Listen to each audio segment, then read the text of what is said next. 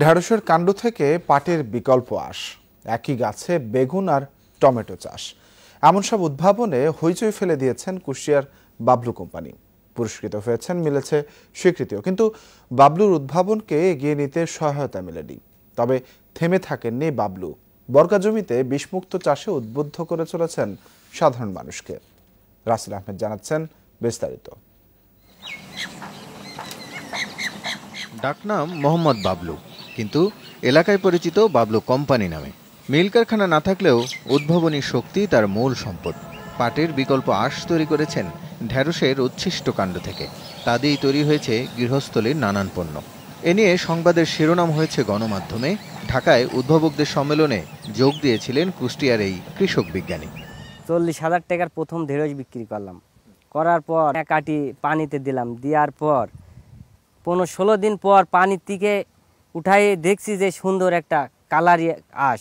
গরুর দড়ি, বিভিন্ন মানুষের পাটের যে কাজ, এটারও সে কাজ। আবিষ্কারের নেশা পেয়ে বসে বাবলুকে, কিন্তু নিজের জমি নেই। বর্গা জমি বাবলুর কৃষি গবেষণাগার। একই গাছে বেগুন ও টমেটো চাষ করে পুরস্কৃত হয়েছেন এই কৃষি বিজ্ঞানী। প্রাকৃতিক লতাপাতা দিয়েই তৈরি করেছেন জৈব কীটনাশক। বাজারের কীটনাশক ছাড়াই চাষ করছেন হরেক জাতের সবজি। নিমের পাতা অথবা আতার পাতা, শুধু একটা কায়দা আছে, দেশের এই পাতা দিয়ে আমি একটা শাক সবজি বিভিন্ন খেতে স্প্রে করি। মানুষের কাছে একটা ভালো জিনিস খাওয়াতে পারলে আমার মনের একটা আশা হবে যে না, একটা ভালো জিনিস খাওয়াতে পারলাম। বাবলুর এই মেধাকে কাজে লাগানো যায়নি। স্থানীয়রাই যা কিছু করে যাচ্ছেন তার উদ্ভাবনী শক্তিকে কাজে লাগাতে। এটি ইকোনমিকভাবে ফিজিবল কিনা, এটি কোনো প্রতিষ্ঠান যদি এগিয়ে এসে এটা নিয়ে স্টাডি করে, তাহলে আমার মনে হয় যে এটি দেশের জন্য একটা ভালো আবিষ্কার হতে পারে।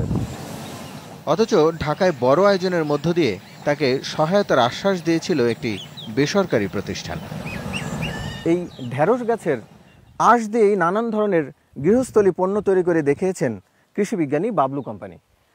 তার সেই অভিনব আবিষ্কারের স্বীকৃতিও মিলেছে সরকারি বেসরকারি নানান প্রতিষ্ঠান থেকে।